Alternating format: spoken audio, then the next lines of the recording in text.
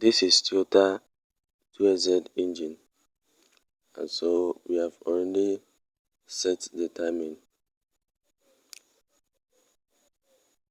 So, and we have, okay, let me show you so these are the cams. Ensure that the number one cylinder cams face each other. Make sure that they face each other in this way.